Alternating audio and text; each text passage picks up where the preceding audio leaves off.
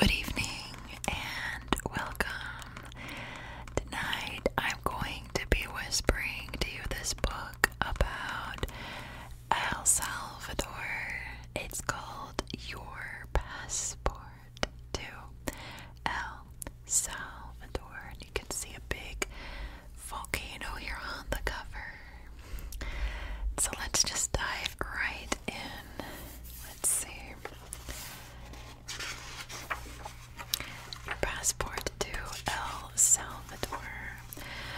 We're going to read Welcome to El Salvador, History of El Salvador, Explore El Salvador, Daily Life, Holidays and Celebrations, and Sports and Recreation. It's a nice little map there. It says Chapter 1, Welcome to El Salvador. A tall volcano towers over San Salvador. Beautiful churches and buildings line the streets. The city has many art museums. San Salvador is high in the mountains. It is the capital of El Salvador. El Salvador is located in Central America. The country is nestled between Honduras and Guatemala. It could fit inside the United States 467 times. Okay, that really puts it into perspective, doesn't it? More than 6 million people live there. Its climate is tropical. The temperature is mostly hot. The rainy season is from May to October. During this time, rain falls nearly every day.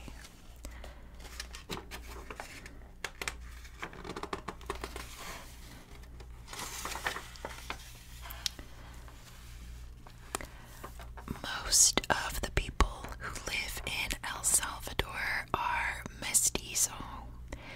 They have both European and indigenous ancestors. Some people speak native languages such as Nahuatl and Nahuatl. Others speak Spanish. Spanish is the country's official language. Visitors can find beautiful natural areas in El Salvador.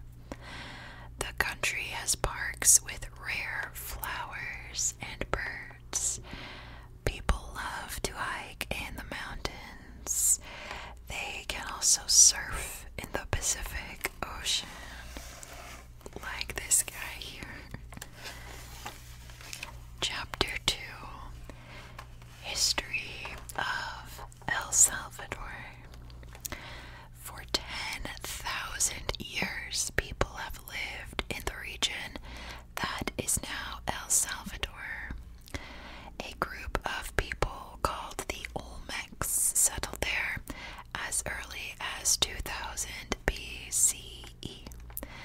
Then people from Mexico arrived in the 1000s CE. They were known as the Pipils. They called the land Cuscatlan. From 1000 BCE to the 1500s CE, people of the Maya civilization also lived there. They built roads and cities in the area. Spanish rule. In 1524, Pedro de Alvarado arrived from Spain. He started a war with the Pipils.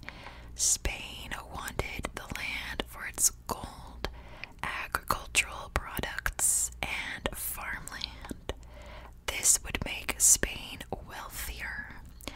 By 1528, the Spanish invaders had won the war. The Spanish name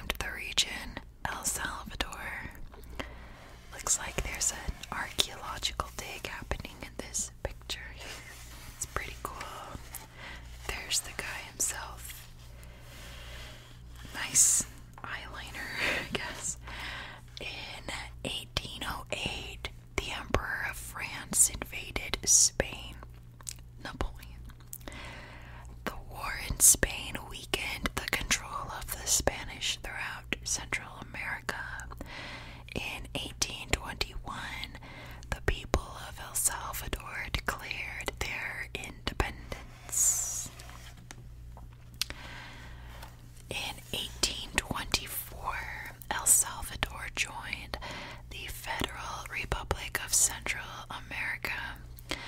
Guatemala, Nicaragua, Costa Rica, and Honduras belonged to this group. The leaders of this republic could not agree on how to rule. In 1841, El Salvador left this group. It became a sovereign nation.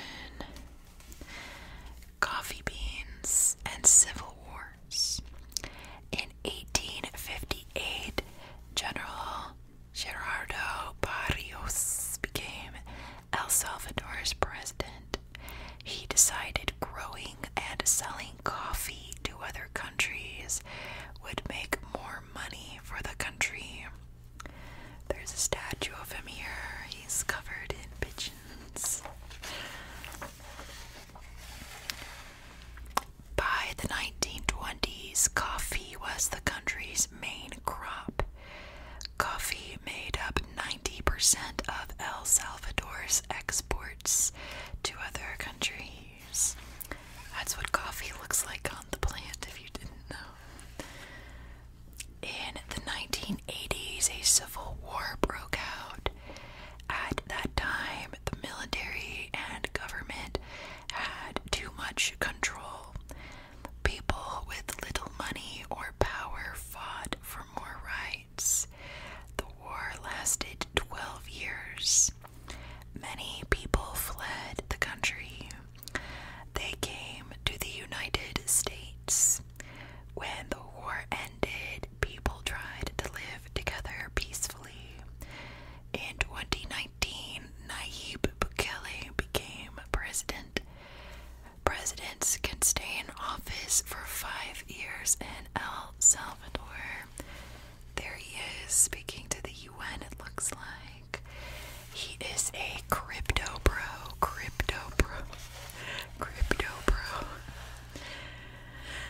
Chapter 3, Explore El Salvador.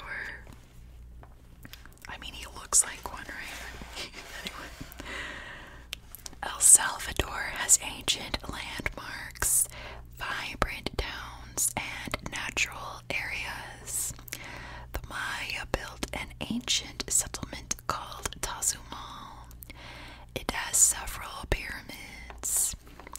Other remains of the city have been discovered. These include ball courts and statues. There's a picture of Tazumal here. Really super cool. La Palma is a town in the Sierra Madre mountain range. The town is known for its art and murals. There are many hiking trails with pine trees around it. Other towns lie along the coast. Costa del Sol and El Tunco are coastal towns. They have popular beaches. Popular beaches. Mountains and volcanoes. Mountains cover El Salvador. The country is sometimes called the land of volcanoes. It has more than 20 active volcanoes. One of the most beautiful lakes in El Salvador is Lago de Coatepeque. Coatepeque is a volcano. Thousands of years ago, the volcano erupted. A crater formed in its side. Over time, the crater filled with water. It became a lake.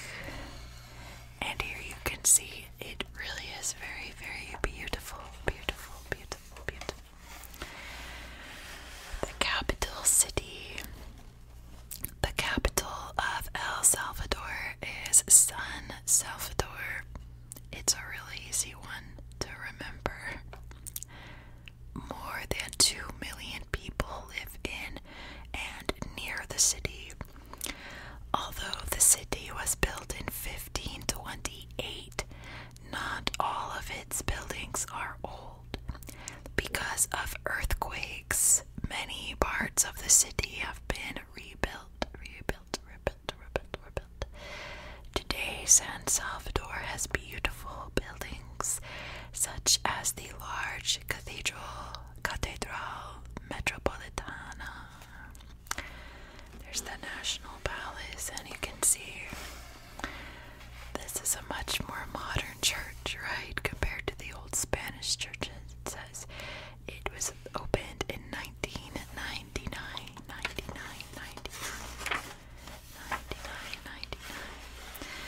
Chapter 4, Daily Life. Many people in El Salvador live outside the cities. Farms scatter the plains of the country. A lot of farmers grow coffee. Some of these farmers work together. They form coffee cooperatives. These cooperatives help them earn more money for their coffee. Here he's drawing out the beans. Or coffee beans are actually just seeds, but moving on. Traditional clothes and food. Oh my gosh, it's pupusas. Yum. People often wear light clothing.